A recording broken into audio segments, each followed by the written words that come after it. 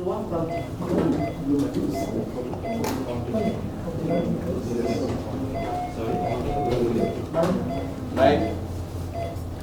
Yeah.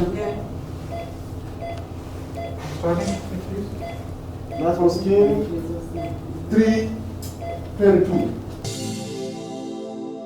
This is the moment where the first heart surgery in northeastern Nigeria began. The story of how this came about covers a decade of dedication from many different individuals and organizations. It involves collaboration from different countries around the world, together with varied medical professionals within Nigeria. It attracted patients from varied backgrounds and locations around the country, and led to Jos University Teaching Hospital, where this incision took place.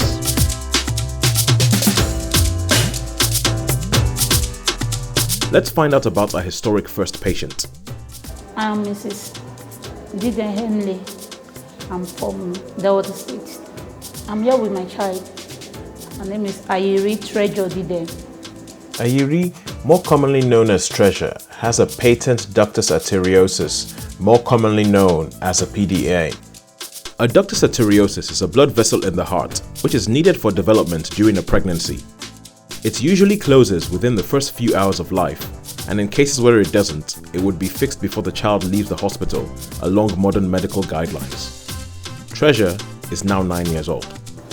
I first noticed this condition when she was like almost a year. I noticed she was not growing well, and most of the times she gets sick often. And the doctor then that was seeing her in University of Benin Teaching Hospital told us that she will grow and the thing will seal by himself, that it will cover up by itself. 2 years back, they now discovered that the hole has not covered, that is why she's going through all that. From then we have been from one place to the other. We won't attempt flying out to India like that. Before, my doctor in the University of Benin Teaching Hospital referred us to Dr. Daniels in Abuja. I want to throw away his money. I'm hearing the sound. My ears are not blocked. When I was doing my residency, I got interested in cardiology. Now then, there were no program for cardiology in Nigeria. I just felt that the country was too big, and I didn't see why we couldn't have a cardiac center. I didn't see why we couldn't have, things happening, So I went to train in Italy with the background that when I come back, at least the program, we will see something to do. We'll be able to diagnose better and all that. She did some tests and she wasn't happy because prior to this time, the child was not on any medications, and she was very angry why this child is not on drugs. She would have been on drugs all this while. Please catch the nearest person and tell them so that we'll take immediate action. If you don't, maybe we have prepared you for surgery today, for example. Like me now, we can't take him anymore.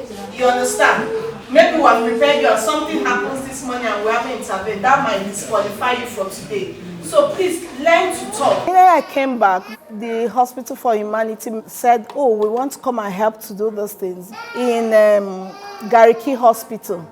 They heard I had just come back, and so they wanted a pediatric cardiologist to just come and help, and they now asked me to join them, and I was glad to join them. So that's when I first met them. That was like 2014 when we had the first mission in Gariki.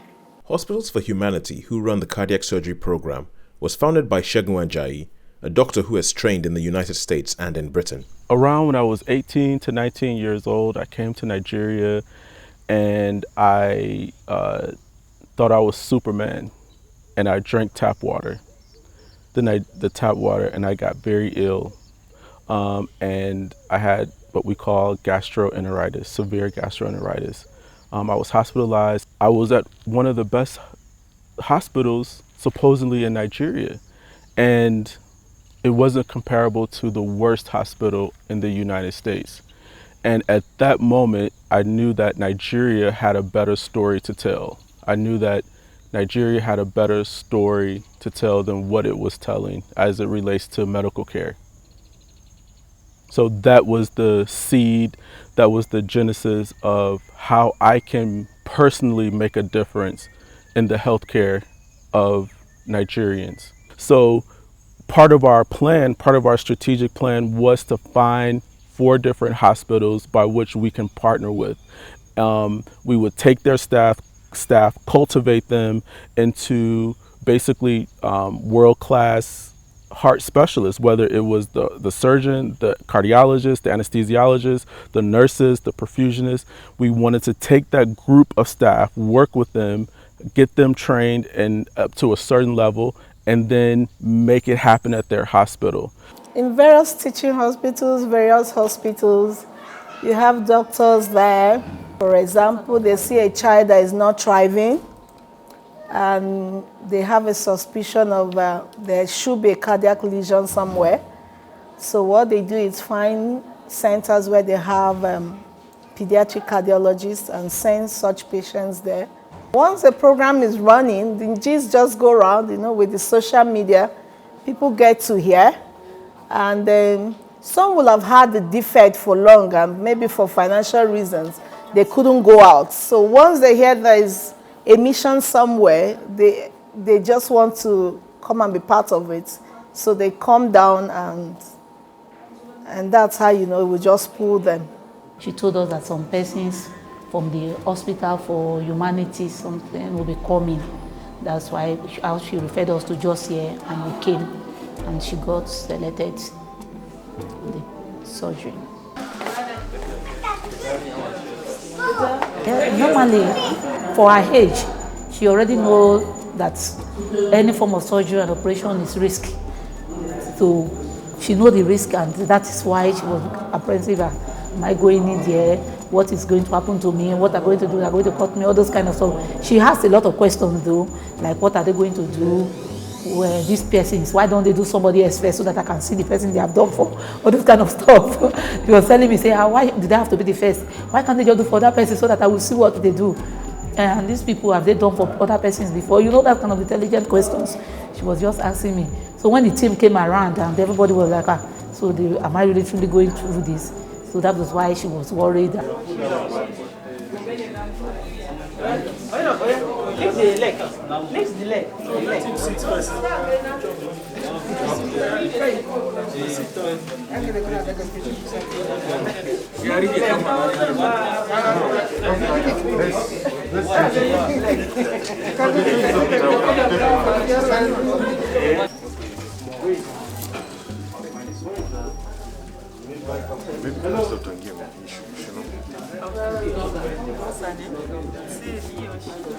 What's your name? Gideon. Treasure, Gideon. Okay. How old are you? 9.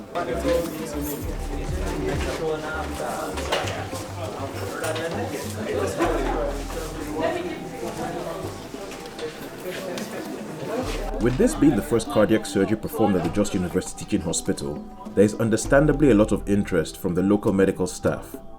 Many people crowd into the operating theatre to see what the surgeon is about to do. So this will be the first case which I am going to do. She is 9 years old. She's got a patent ductus arteriosus. That means there is an abnormal connection between the 2 big arteries, big tubes which comes out of the heart. So normally after birth, in 1 week or in 10 days time, this connection closes on its own. But in her case, the connection is still present. So she is around 9 years old. So you can imagine now she's lived with it for 9 years. As you might have noticed, that is an Indian accent. How exactly did Indians get involved in this project? So I've been to Nigeria earlier. So I came to Nigeria in May of last year. So that's when I got to interact with Dr. Ajay. So I met him and we've been discussing since then. No one gets paid, there's no revenue generation here.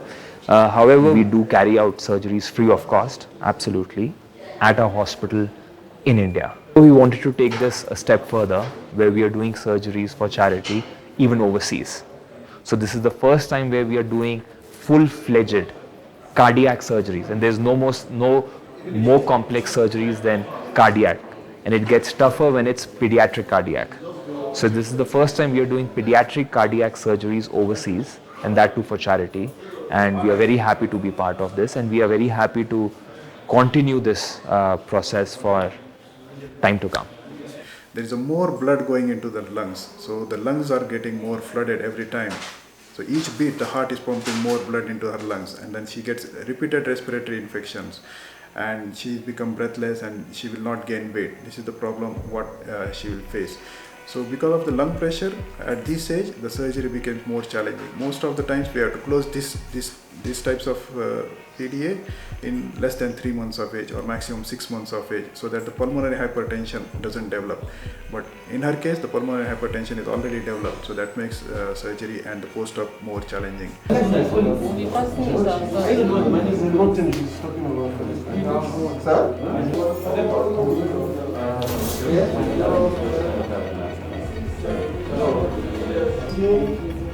Three and two.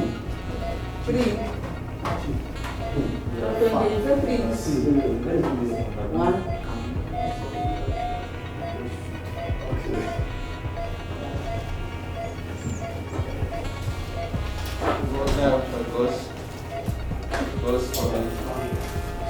I hope somebody is counting. Today now, I know the work we have to do for her to calm down.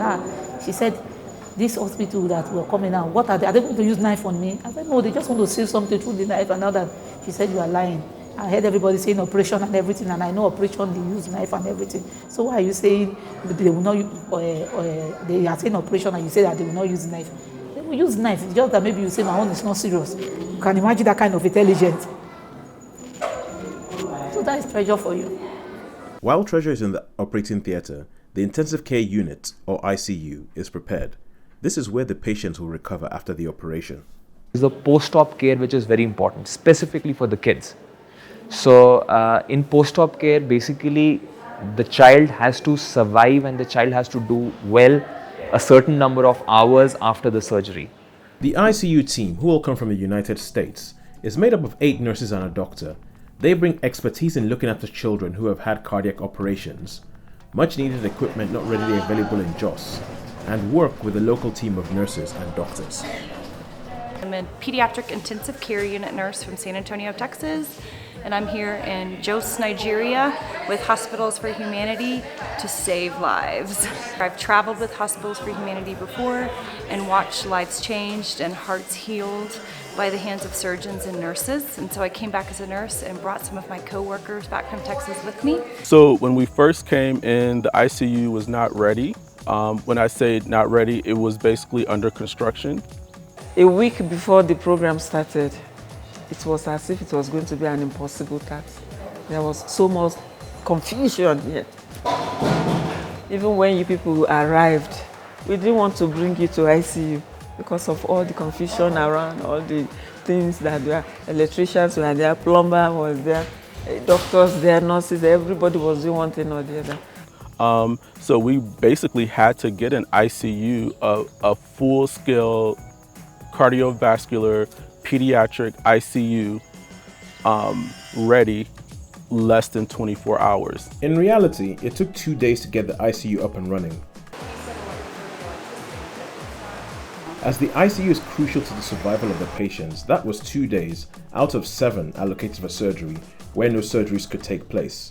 In these 2 days, oxygen was connected, local professionals trained up by the ICU team from the United States. This is one of the IV pumps that our wonderful constituents from Texas brought us. And so we'll be using this to give most of our medications. You can run drips on there. You can do intermittent drugs, like if you just need to give an antibiotic over a few minutes, over 30 minutes, over an hour, whatever it is. And so we just were expressing that we will double check each other. The pump is smart, so it can do the math for us, but we must double check to make sure it's correct. We have a women's group at Methodist Church in Bulverde. They make quilts for all the babies in our unit. So when they come back, they have a blanket, a security blanket. So we had the ladies give us some blankets to bring with us. So hopefully every child will go home with a little blanket. We also brought stuffed animals. Hosanna's mom donated stuffed animals for the kids. That's what you do when you work in a children's hospital. You learn what the kids really need. They need a blanket and a bear.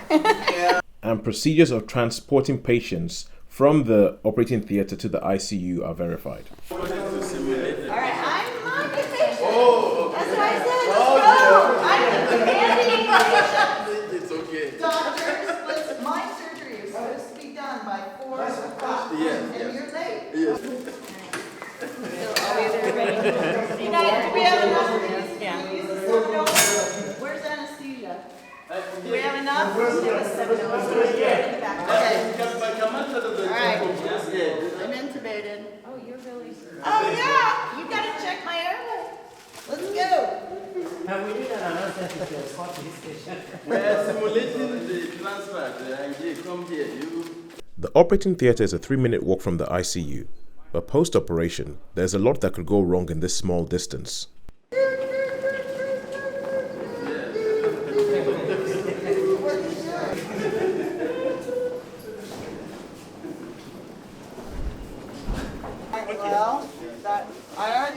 I moved them all once. The portable monitors, portable oxygen, and transport beds have to be practiced with, as the JOS porters, technicians, and medical staff have never had to deal with a heart surgery patient before.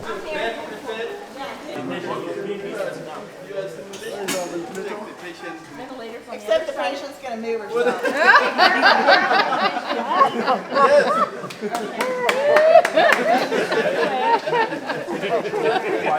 Hey everyone, this is the first. Remember we're listening to our intensivist and our surgeon and our anesthesiologist. They're speaking right now and we're listening to what they're saying. She's a case of VSD, operated. She's vitally stable inside the OT. Connect the ventilator right now. Yes, we're still hooked up to the portable monitor. After 2 full days of running the procedures and making sure everything was in place to keep patients alive after the operation, the ICU was finally ready to receive Treasure as its first patient. We have never had water in this ICU. But because of open heart surgery, if you open our taps now, they are all running. Courtesy of open heart surgery. It's part of the preparation we made. And so many things were changed. Lights, I can't believe it. Now we are having lights, they can take like maybe for few minutes and it will come back. Never used to be the case. So even bulb was an issue, just ordinary bulb like this. It was a big issue, but see, every place is bright. Anyway, we were able to put the ICU together, and here we are.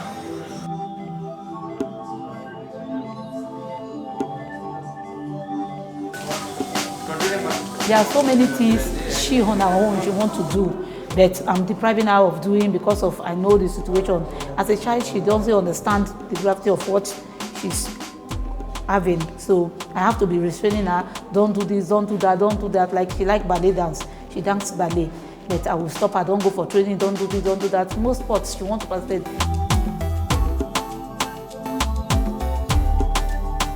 All-rounder. In academics, she was what we call average. But when it comes to games, sport, she's grade A. See the syringe here. Yes. In her school, the last time they had their inter-sport something, they have to come and beg me. Say, no, she can't. I said, no, the doctor has said she should be resting more. He said, but she wants to do it. She was crying. So I can't wait to see her do those things again. I can't just wait for her to just be the normal person that she really wants to be. I just can't wait.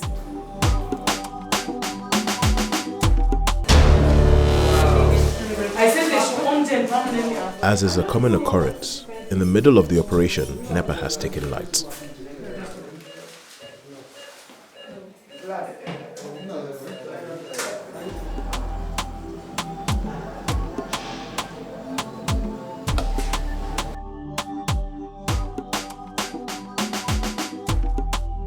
Every year, 85,000 children in Nigeria are born with a congenital heart disease.